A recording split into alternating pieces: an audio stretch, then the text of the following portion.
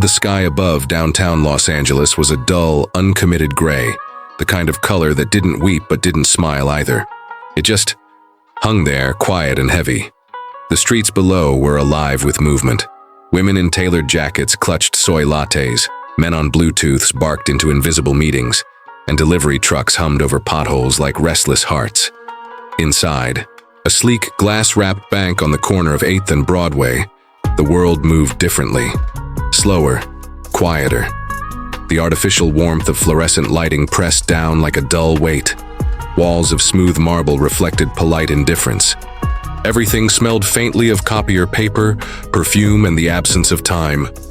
Joseph Miller stood in line near the third counter, his hands folded in front of him like a man in church. His coat was old, an olive drab M65 with fraying edges and a missing button on the sleeve. His boots were clean but cracked at the soles. He stood straight despite a slight limp in his right leg. People glanced at him like a stain they couldn't quite place, uncertain if it should be wiped away or pitied. He didn't look around much. His eyes stayed on the floor tiles, tracing the gray and blue pattern like a map to somewhere simpler. Occasionally, he checked the small folded envelope in his hand.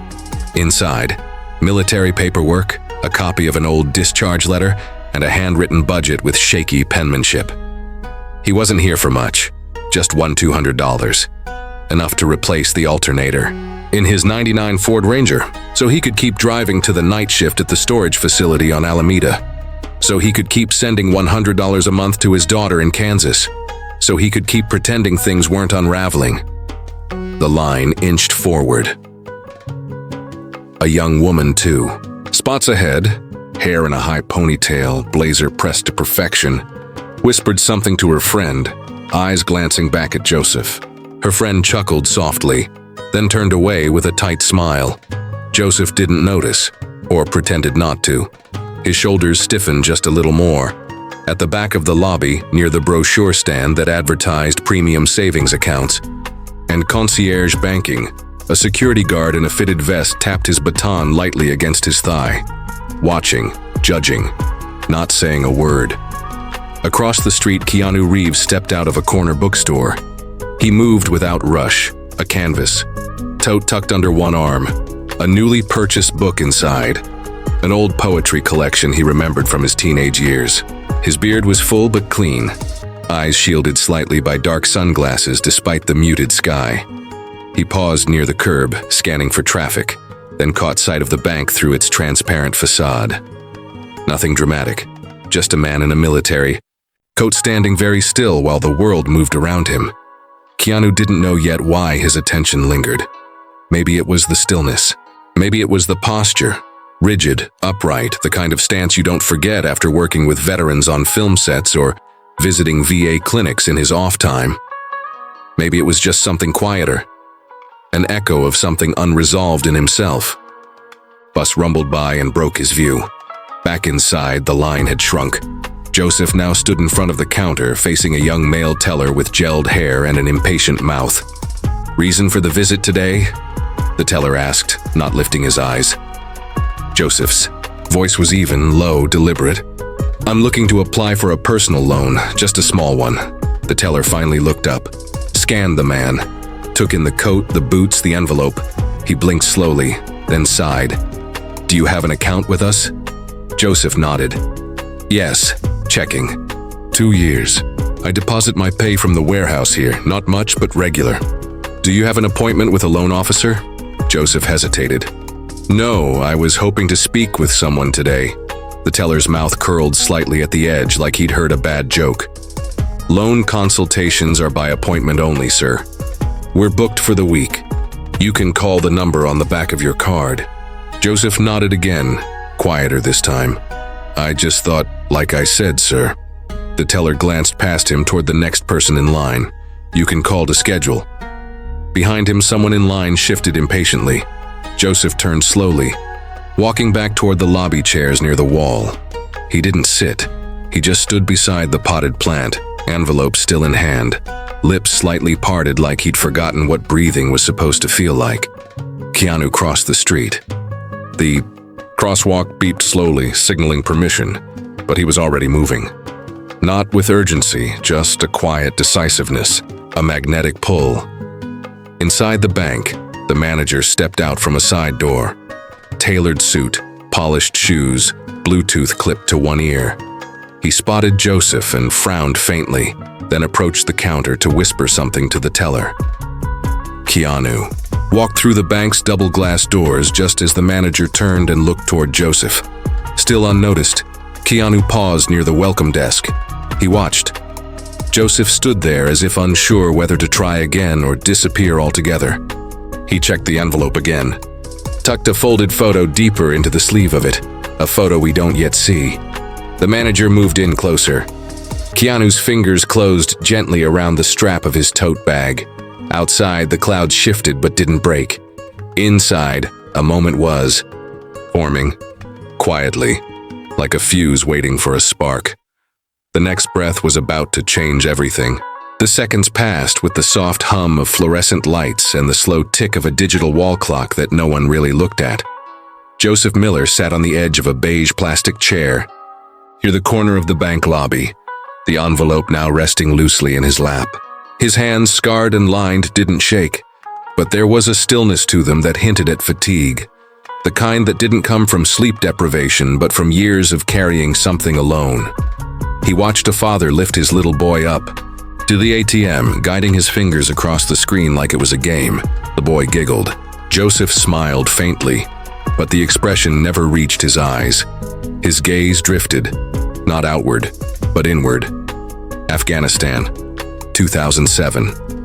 The wind had carried sand like bullets through the valley, slapping against the skin even beneath Kevlar.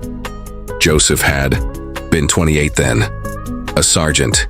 His men called him Iron Joe because he never flinched. One night they'd been ambushed during a supply run. He remembered the way time had slowed, how each sound, the crack of gunfire, the thump of boots, felt like it came from underwater. 2 of his men didn't make it back. He had, but not all of him. The army gave him medals, commendations, a folded flag, and when he got home, it gave him silence. His wife had tried. God, she had tried. But something about him had stayed there. In that dust, that noise. One morning she left a note on the table and never came back. Their daughter was 4, now she was 23. A single mother in Kansas. He hadn't seen her in 3 years. He sent what he could. It was never enough. The bank manager appeared like a shadow, Mr. Clayton, a man in his 40s with a jaw that had never gone hungry and a voice polished to the rhythm of rejection. Mr. Miller, Clayton said, not with curiosity but with protocol. You were hoping to speak with someone. Joseph stood, slowly, carefully. Yes, sir. I spoke to the teller. I'd like to request a small personal loan, $1,200, just enough to get my truck running again. I've included my pay stubs, my bank history, my DD-214. Everything's here. He held out the envelope like it contained gold. Mr. Clayton took it with 2 fingers, opened it briefly, then exhaled through his nose like a man reviewing a traffic ticket.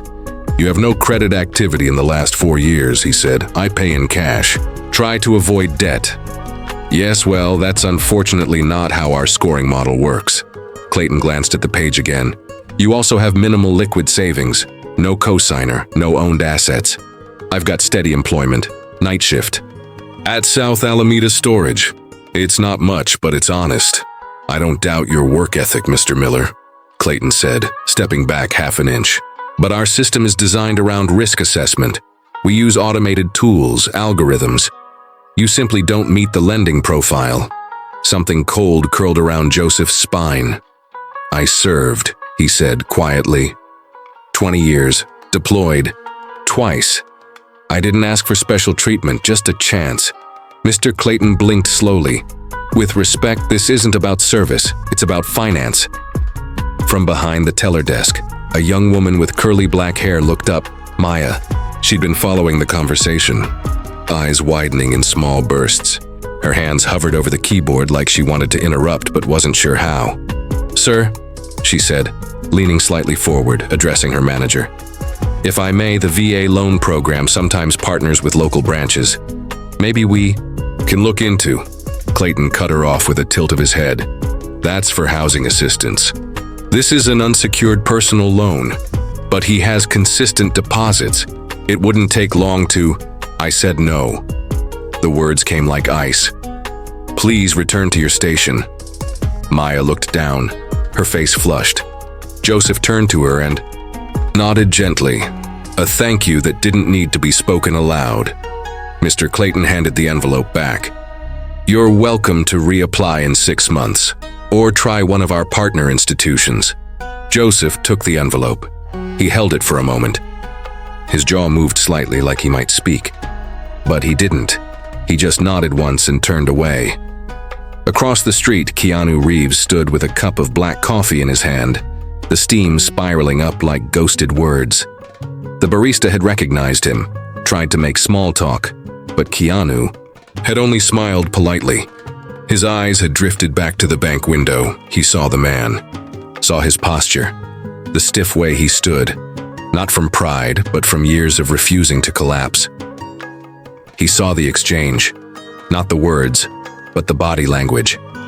The moment when the envelope was returned, the hesitation before the turn, Keanu's fingers tightened slightly around the coffee cup.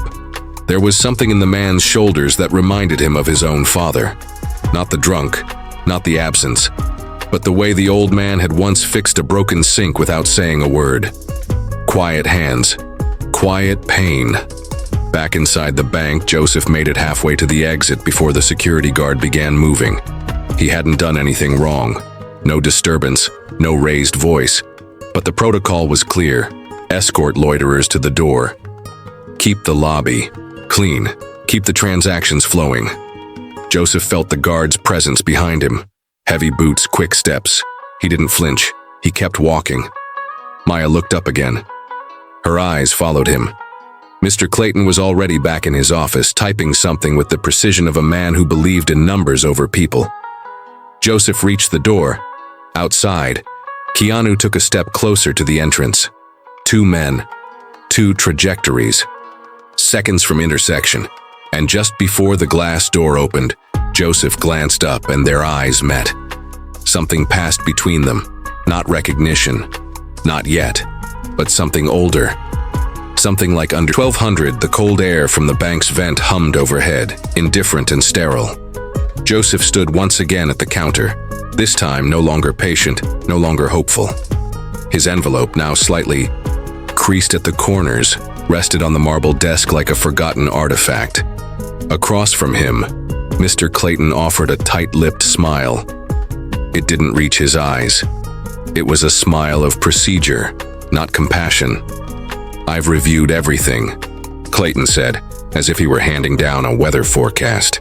But you have no collateral, no steady income, the risk level is too high. His tone was clipped, his words too polished. We're sorry. Joseph stared at the man, not with anger, but something quieter.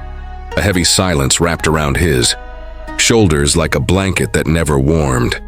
He nodded once, just once. The kind of nod that says, I've heard this before. I expected it. It still hurts. The other patrons in the bank, those lined near the ATMs waiting at the service counters, shifted. Eyes flicked toward Joseph and away again. A woman in a navy pantsuit clutched her purse a little closer. A young man in earbuds smirked, nudged the friend beside him and murmured something inaudible. The friend chuckled, laughed even. The kind of laugh that cuts when it comes from people who know nothing. Maya, the young teller from earlier, glanced up from her terminal. Her fingers hovered over the keyboard, but she wasn't typing. Her eyes, wide, unsure, found Joseph's face. She looked like she wanted to say something, to intervene, but her lips remained closed. Fear held her in place. Joseph cleared his throat. Thank you for your time, he said softly. Clayton nodded, already turning back toward his desk, his mind moving on. Joseph gathered his papers with slow hands, the envelope now limp in his grip. He turned from the counter and walked toward the glass doors with the same quiet dignity he had when he'd arrived. But dignity doesn't always protect you. The security guard moved. Too fast. Too ready. He stepped from his station, intercepting Joseph before he'd even reached the welcome rug. His hand didn't touch him yet, but it hovered inches from Joseph's elbow, a silent demand. "Time to go." Joseph looked at him, eyes calm but weary. "I'm going," he said. The guard didn't respond, just stayed there. Too close. And at that exact moment, Keanu Reeves walked through the door. The small bell above the entrance chimed, a sound barely heard over the whir of copy machines and distant tapping of keyboards. But something shifted when he entered. Not in sound, in stillness. Keanu was dressed simply, black jeans, gray t-shirt under a weathered dark coat. His hair hung a little longer now, flecks of silver dancing near his temples.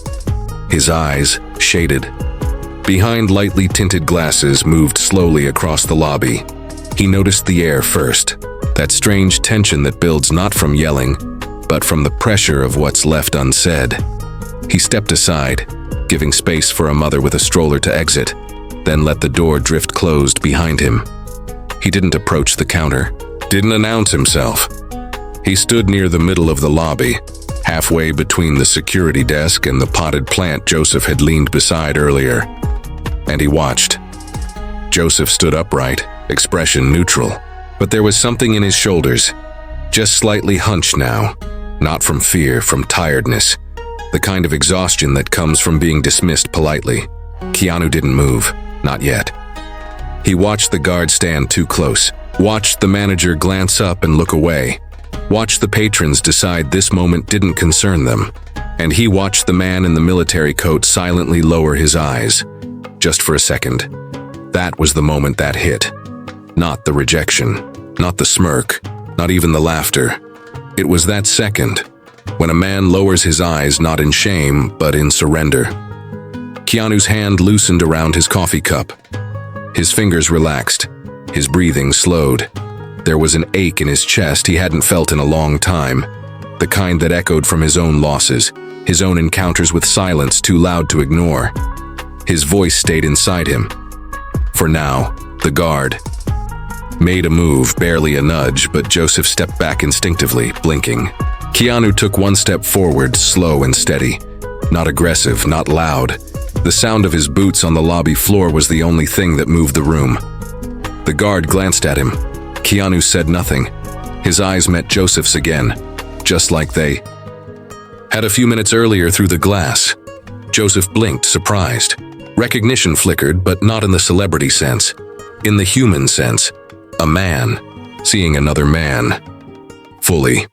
"Excuse me," Keanu said quietly to the guard, his tone gentle but immovable. "He said he's going." The guard paused. Keanu didn't raise his voice. He didn't need to. The power wasn't in the volume. It was in the certainty. "I think he's got this," Keanu added. The words landed like a gavel, final, undeniable. The guard nodded slightly, stepping back without resistance. Not out of fear, but because something about Keanu made people listen when he was still. Joseph's eyes searched his face. Do I know you?" Keanu offered a small smile. "Not yet." Joseph returned it, just barely. "Thanks." Keanu stepped aside, letting him pass, but he didn't walk away. He turned and walked beside him, slowly, quietly, toward the exit, and as they passed the counter, Maya stood. Her voice trembled, but she spoke. "Mr. Miller," she said. He turned. She stepped forward, gripping a slip of paper. "There's a VA assistance group that works with off-grid veterans. They're not part of the bank, but I called a friend. They might be able to help." Joseph took the paper. His hand shook just a little. He looked at her like she'd handed him more than numbers. "You didn't have to," he said. "I know," she replied, eyes glistening. "But I wanted to." Mr. Clayton stood in his office, arms crossed, expression unreadable through the glass. Joseph nodded at her, and Keanu, still at his side, gently touched the small of Joseph's back just for a second, as if to say, "You're not alone." And then the doors opened. Outside, the sky was still gray, but somehow, it felt softer. The lobby had returned to motion, but not to ease. Conversations resumed, though softer now. The clicking of heels, the tapping of keyboards, the rustle of receipts being folded. All continued like background static, the kind that makes silence feel louder. Keanu stood still near the lobby's center. One hand lightly held his coffee, the other relaxed at his side. His posture was neither confrontational nor passive.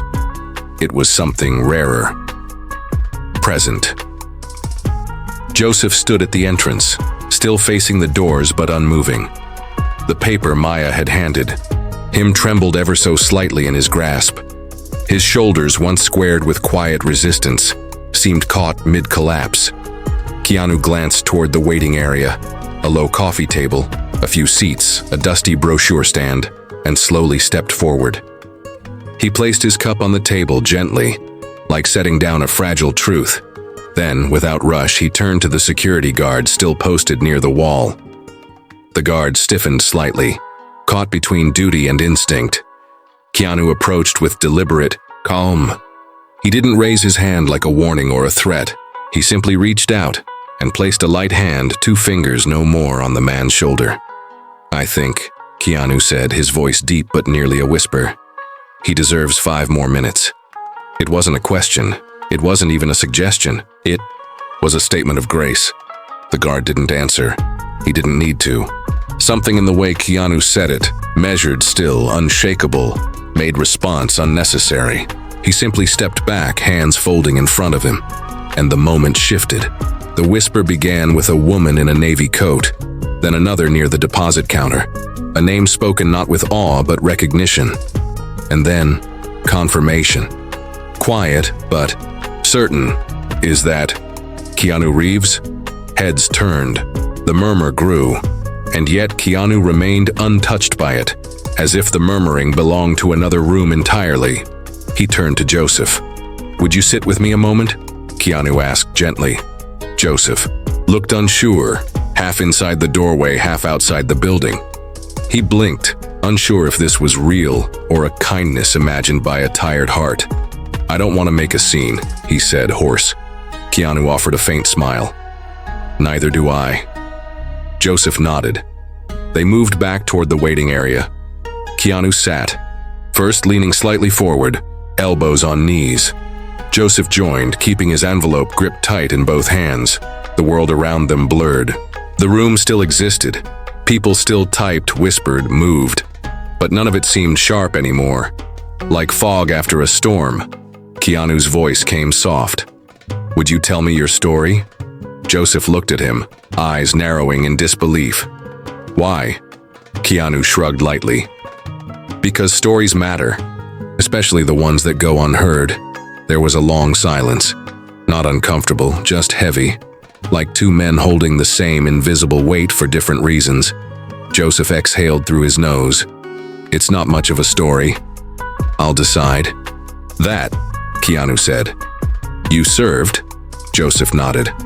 "Army, 20 years, Afghanistan twice. Retired in 2008. "What was the hardest part?" Joseph thought. The answer wasn't the battlefield, it wasn't the loss or the medals or the nightmares. Coming back, Keanu's eyes didn't flinch. "Yeah," Joseph looked at him. Really looked. "You've been through something." Keanu tilted his head slightly. "We all have." Joseph's jaw shifted. "I had a family once, wife, daughter. Life broke us all differently. She left. My daughter. I still send her what I can. I work nights. Nobody sees you when you work nights." Keanu let that land. The envelope sat between them like a shared wound. "Truck broke down," Joseph continued. "Just needed enough to fix it. So I can keep showing up. Keep pretending I'm still worth something." His voice didn't crack. It didn't need to. The rawness was in the restraint. "I walked in here thinking maybe someone would see more than a number. But I forgot. It's not built for that." Keanu leaned forward slightly. "But people are," he said. Joseph blinked. "This place," Keanu gestured around them, "might be built on margins and credit scores. But the people inside, they still get to choose who they see. Whether it's a number or a man." Joseph looked away. "I stopped expecting to be seen." Keanu paused, then quietly. "That's the part I think we've all got wrong. You don't stop being worth seeing just because the world gets too busy to look. For a while, they didn't speak, and somehow, it said everything. The manager, Mr. Clayton, stood in the background, arms crossed, clearly unsettled. Maya sat silently watching the exchange. Something in her eyes had changed. Less fear now, more resolve. Joseph looked at Keanu again. "You're not here to fix things for me, are you?" Keanu smiled faintly. "No, I'm just here so you don't walk out thinking you don't matter." Joseph's throat worked once hard. "That's enough," he said. Keanu nodded, then leaned back in his chair. The clock ticked quietly. 5 minutes had passed, but no one told them to leave. The bank had stilled into a quiet too loud to ignore. Even the usual rhythm of paper sliding, keyboards tapping, phones chirping, it all fell away. The murmur of customers died down. The room no longer moved at its own pace. It had begun to revolve around a moment. Joseph sat forward now, hands resting on his knees, his posture not broken but open, like something had unlatched inside him, like he'd finally been handed permission to be whole, even if just for 5 minutes. He didn't speak right away. He looked at Keanu beside him, not as a fan, not with awe, just man to man. Then softly he began, "I don't tell this often, not because I'm ashamed, but because nobody ever waits to hear it." His voice was steady. "I served in Kandahar, lost 2 men in 1 day. Came home with pieces I couldn't name missing. My wife tried to keep us whole, but I was already cracked. I used to wake up in the hallway, not knowing how I got there. One night I heard my daughter call out and I didn't recognize her voice. Room remained frozen. I left for her. Not out of cowardice, out of fear I'd ruin her if I stayed. I thought maybe if I kept distance, I could keep dignity." He looked at the envelope in his hand. "I work nights because that's when it's quietest. When the world isn't asking you to pretend. I don't want charity, I don't want pity. I just need my truck fixed so I can keep showing up." Silence. Even Clayton, the man who prided himself on not breaking under customer outbursts, who wore rejection like armor, stood without words. Keanu sat back slightly, eyes fixed on the floor for a moment. Then he rose, not abruptly, not with performance, with purpose. The motion alone made people lift their eyes. He stepped toward Mr. Clayton, and when he spoke, his voice carried, not with volume, but with truth.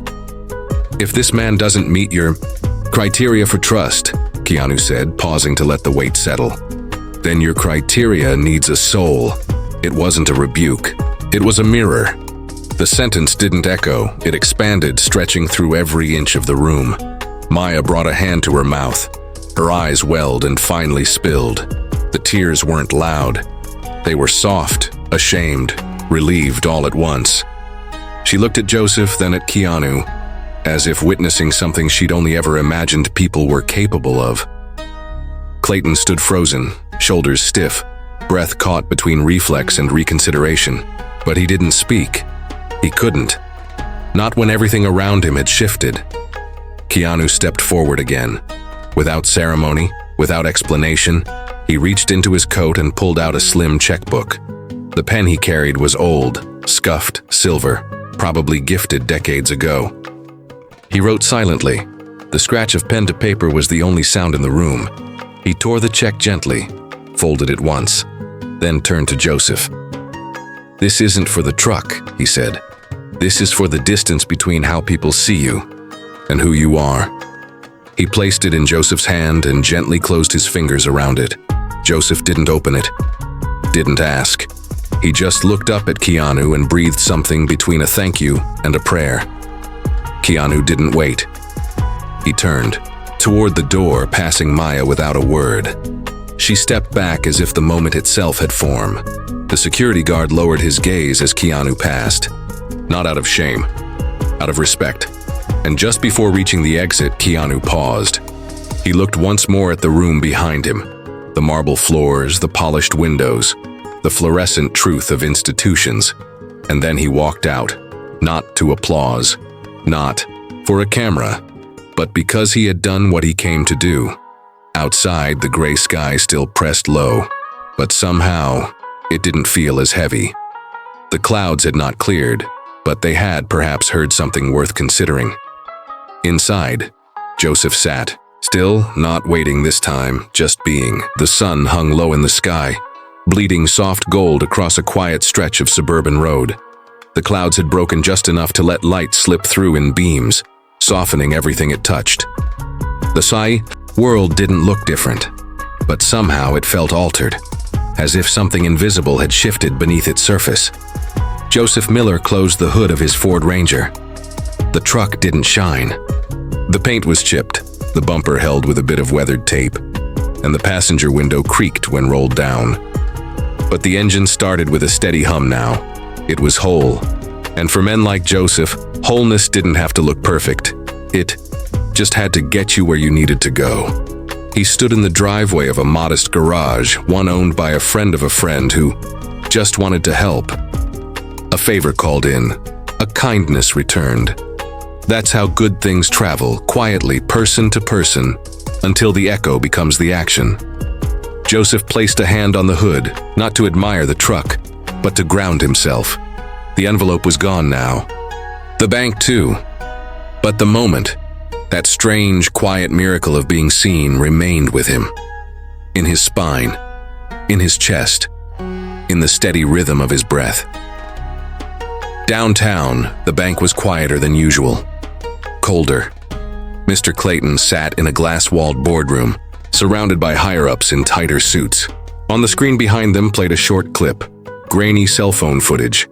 Keanu's voice captured mid-sentence. Then your criteria needs a soul.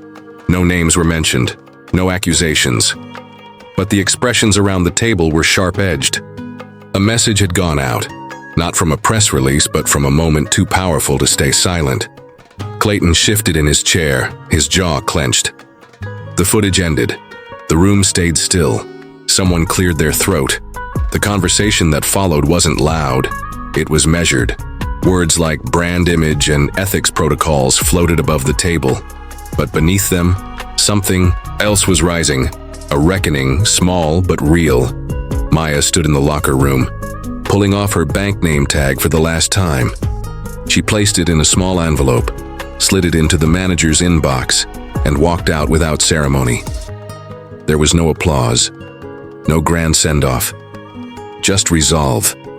She had called the non-profit earlier, that morning, Homes for Heroes, and asked where they needed volunteers.